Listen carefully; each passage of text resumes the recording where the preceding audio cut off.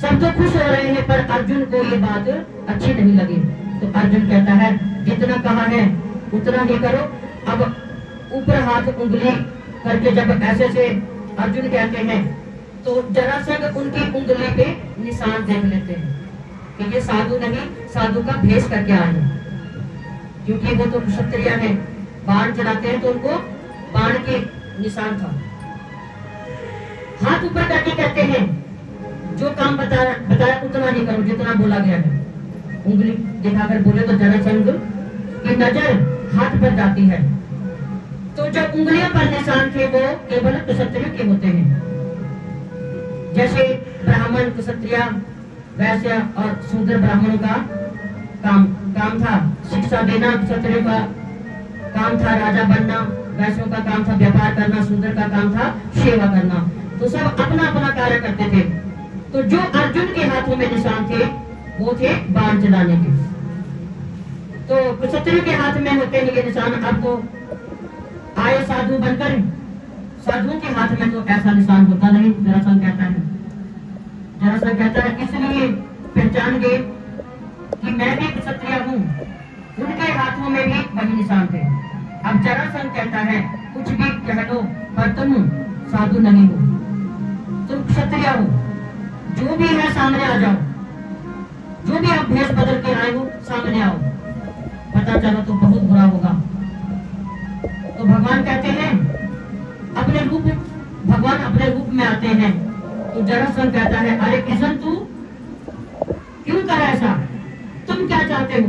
भगवान कहते हैं युद्ध चाहते हैं, युद्ध करना है। तो जरासंध कहता है अगर सीधे साधे युद्ध करने के लिए आते तो क्या मैं मना कर देता?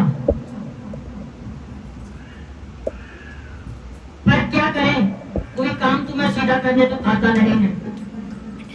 जन्म लेते हैं मध्य रात्रि में लेते हैं, क्योंकि जब से तुम पैदा हुए हो, जब से टेढ़े हो। जरासंध कृष्ण को कहते हैं जब से तुम पैदा हुए हो, जब से टेढ़े हो। जन्म लिया तो मध्य रात्रि में, थोड़ी देर और रुक जाते, थोड़ी देर यानी 4-5 बजे पैदा होते तो कम से कम सबकी नींद तो नहीं खराब होते। जरासंध बोल रहे हैं भगवान को, तो सब उठ जाते और सबकी नींद तो खराब नहीं होते। मध्य रात्रि में जन्म लिया। जरासंध कहते हैं जन्म भी कहाँ लिया? जेल में। कहते हैं वो कोई जगह है कोई जन्म लेने की? तुम भगवान बने घूमते हो, कुछ तो लीला कर देते। बगल में एक महल था, वही जन्म ले लेते और अपनी लीला से देवकी मैया को महलों में ले आते। सारे काम टेढ़े करते हैं, माला टेढ़ी पहनते हो, मुकुट भी टेढ़ा पहनते हो, बंसी टेढ़ी पहनते हो, और आपका नाम लेने के लिए भी जीवा को टेढ़े करना पड़ता है। तो तुम जब से पैदा हुए हो टेढ़े पैदा हुए हो। ऐसे टेढ़े से कौन मुंह लगेगा? अर्जुन कहते हैं अगर टेढ़े हैं तो तुम इनसे मुंह क्यों लगते हो?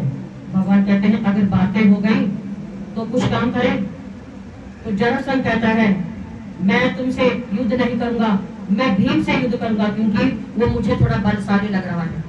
तुम छोटे छोटे बालक ब्राह्मण बन के आए हो भेष बदल के, और मेरे को तो वैसे बेकार लगते हो। मैं युद्ध करूंगा तो भीम से करूंगा, क्योंकि भीम मेरी बराबरी का लग रहा है। बाकी कोई युद्ध करने के लायक नहीं है, बाकी तो मेरे सामने खड़े होने लायक भी नहीं है। भगवान कहते हैं क्या बात है, बहुत अच्छी बात है। मैं भी तुम्हें मारना नहीं चाहता। अगर मैं मारूंगा तो मेरे धाम को जाओगे सीधे, क्योंकि भगवान जिसको मारते हैं वो परम धाम में जाते हैं। तो तुम जैसे पापी को मैं अपने धाम नहीं भेजना चाहता है। अब जरासंध और भगवान के बीच में मल्ल युद्ध होता है। ये युद्ध 27 दिन तक चलता है, पर कुछ नहीं होता है। जरासंध को भीम और जरासंध के बीच में मल्ल युद्ध होता है। ये युद्ध 27 दिन तक चलता है, पर कुछ नहीं होता जरासंध को, क्योंकि वो बृहस्पति बृहदीत नाम के राजा थे। उनकी 2 रानियां थी, उनके संतान नहीं थी। तो एक संत आते हैं, कहते हैं क्या परेशानी है महाराज, मेरी संतान नहीं है। क्योंकि जरासंध का बताया है कि जरासंध कैसे कैसे हुए थे। अब संत को नहीं पता उनके दो रानियां हैं। संत ने राजा को एक फल दिया तो राजा ने जाकर रानियों को दे दिया, उन्होंने आधा आधा फल खा लिया। अब जैसा बोओगे वैसा ही तो काटोगे। अब 9 महीने के बाद दोनों को बालक होते हैं। वो बालक कैसे? आधे आधे बालक होते हैं, आधे आधे पैदा होते हैं। वो बालक जिंदा भी नहीं हुए, मृत बालक पैदा हुए। अब राजा ने क्या सोचा, अगर पूजा पाठ बहुत करता हूँ, दान भी बहुत करता हूँ, अगर प्रजा को पता चलेगा तो प्रजा डर जाएगी और कहेगी राजा के ऐसे बालक हुए हैं, और सोचेंगे राजा ने कुछ पाप जरूर किए होंगे, तभी तो ऐसा हुआ। अब राजा ने क्या किया, वो बच्चे दोनों हिस्से उठाते हैं और रात को जंगल में जाके फेंक देते हैं। और उस जंगल में जरा नाम की एक राक्षसी थी, उसने बच्चों को दोनों हिस्सों को पकड़ा और जोर से बोलने लगी, हिस्सों को पकड़ के जी जी जी जी जी जी जी जी करके करने लगी। तो जी जी बोलते कहते कहते उनमें प्राण आ जाते हैं। दोनों हिस्सों को जोड़ दिया, जीवित हो गए और नाम पड़ा जरासंध। इसका अर्थ क्या हुआ, दोनों हिस्से जोड़े और बीच का हिस्सा थोड़ा कमजोर रह जाता है। तो 27 दिन तक युद्ध होता है, युद्ध हो रहा है। अब 27वें दिन भगवान के दाव देकर, भीम के दाव देकर भगवान चिल्लाते हैं, बार बार कहते हैं अहो भीम अहो भीम अहो भीम। भगवान ने पहले ही भीम को समझा दिया था कि अब तो सूर्य अस्त हो गया है, अब आजकल मुझे जब कल युद्ध शुरू होगा तो पहले मुझे देखना, मैं तुम्हारी तरफ देख के अहो भीम कहूंगा तो मेरी तरफ देखना, मैं तुम्हें कुछ बताऊंगा। अब ठीक है, सुबह होती है, युद्ध शुरू होता है, तो भीम भूल जाते हैं कि भगवान ने मुझे कुछ कहा था। भीम भूल जाते हैं। भगवान ने भीम का ध्यान अपनी तरफ आकृष्ट करने के लिए जोर जोर से दोबारा कहा अहो भीम अहो भीम अहो भीम। मतलब प्रशंसा करने लगे कि तुम्हें क्या दाव खेल रहा है। भगवान देखो, भगवान तो भगवान है, उनका ध्यान अपनी तरफ करने के लिए बार बार कहते हैं अहो भीम कैसा दाव खेला, बहुत अच्छे तुम्हें जीतोगे। क्या दाव खेला है, प्रशंसा कर रहे हैं भीम की। तो भीम की नजर भगवान की तरफ जाती है। अब भीम मन में सोच रहा है कि ऐसा दाव तो मैंने पहले कई बार खेला है, तब तो भगवान चिल्लाए नहीं, आज क्यों चिल्ला रहे हैं। अब थोड़ी देर बाद ध्यान आता है भगवान ने मुझे अपनी तरफ देखने के लिए बोला था। तो पहले भी कई बार देख चुके भगवान, फिर ध्यान आया अच्छा भगवान ने अपनी तरफ देखने को कहा। जैसे ही भीम ने भगवान को देखा, उन्होंने एक छोटी सी टहनी उठाई और टहनी बीच में से फाड़ दी, यानी बीच में से चीर दिया। अब भीम ने जरासंध को पकड़ा दोनों पैरों से और बीच में से चीर देते हैं। अब चीर के फेंक दिया तो फिर जुड़ जाते हैं। कई बार ऐसा हुआ। अब भीम फिर भगवान की तरफ देखते हैं, भगवान ने फिर छोटी सी टहनी उठाई और टहनी को फाड़ के अलग अलग दिशाओं में फेंकते हैं, एक उधर फेंक दी एक उधर फेंक दी। तो अलग अलग फेंक दिए क्योंकि दोनों हिस्से जब जब सामने आएंगे तो जुड़ जाएंगे। इसी प्रकार जरासंध का अंत होता है। अब देखिए आपको इस कथा से क्या सीख मिलेगी। इससे हमें भगवान पर भरोसा करने का मौका मिलता है, क्योंकि भीम ने भगवान का भरोसा किया तो जीत गए। भगवान पर भरोसा रखोगे सारे काम सिद्ध होंगे। तो अगर भीम चाहते तो 27 दिन तो हो गए थे, अब 10 दिन और लड़ाई करते, लेकिन फिर भी जीत जाते।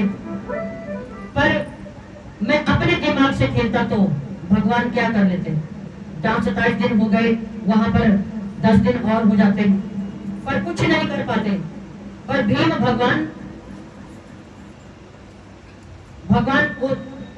भगवान के दिखाए रास्ते पर चलते हैं। जीत होती है तो हमें भी भगवान के दिखाए रास्ते पर चलना होता है। भगवान कहते हैं तुम्हारे भी जीत होगी। भगवान जब दिखाते हैं जब हम कुछ गलत करना चाहते हैं तो भगवान अंदर से एक ऐसी ऊर्जा पैदा करते हैं, अपने आप आवाज आने लगती है कि हम कुछ गलत कर रहे हैं, हल्की सी आवाज आती है। तो भगवान कहते हैं आप कभी भी गलत मत करो और गलत का साथ मत दो। युवक कहते हैं, एक युवक था, वो भगवान पे विश्वास थोड़ा कम करता था, लेकिन जब उसने ऐसे ऐसे कृष्ण में देखे तो वो भगवान पे विश्वास करने लगा। बाकी बिहारी लाल की। तो अब चलते हैं पांडवों की तरफ, महाभारत के प्रसंग की ओर। तो देखिए पांडवों ने एक बहुत बड़ा महल बनाया, मायावी महल, और देखने के लिए कौरवों को भी बुलाया गया कि तुम भी आओ हमारा महल देखने, हमने बहुत बड़ा महल तैयार किया है। तो महल देखने के लिए पांडव कौरव आते हैं, तो मायावी महल को देखने के लिए थोड़ा बहुत समय लग जाता है। अब उसे ठोकर लगती है दुर्योधन को ठोकर लगती है और गिर जाता है। सामने से द्रौपदी जा रही थी। अब द्रौपदी ने सोचा चलो मैंने देख ही लिया तो थोड़ा सा मजाक कर देती हूँ। अब द्रौपदी ने कहा, मजाक में कहा, असली में नहीं कहा, लेकिन दुर्योधन असली में ले गए। कहा अंधे का पुत्र अंधा, क्या उसको दिखाई नहीं पड़ता? उसी दिन महाभारत के युद्ध का कहते हैं बीज रोपण हो गया। पर इतनी बात भी नहीं थी। भगवान कहते हैं इस बात के लिए युद्ध करना पड़ेगा, पर कोई बात ऐसी होती है दिल में अंदर तक छू लेती है। अब उन्होंने बोला अंधे का पुत्र, तो उनको अंदर से बुरा लगा। तो कहते हैं जो बुरी बात होती है अंदर तक जाती है, कलेजे तक जाती है। वो इतनी बड़ी बात भी नहीं थी, पर दुर्योधन को ये बात अच्छी नहीं लगी, तो अपने मामा शकुनी के पास जाते हैं और कहते हैं मुझे द्रौपदी से बदला लेना है। मामा ने कहा पांडवों को आने दो, धृत क्रीड़ा करेंगे, खेल करेंगे, और पासे मेरे बस में होंगे। जैसे मैं पासा फेंकूंगा वो तुम्हारे बस में होगा, तुम्हारी तरफ होगा। तुम पांडवों से बदला भी ले लेना और द्रौपदी से भी बदला ले लेना।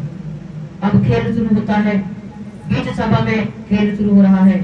पासे तो मामा के बस में है, शकुनी मामा के। धीरे धीरे सब कुछ हारते जा रहे हैं, अपना राजा, अपना धन दौलत, शौहरत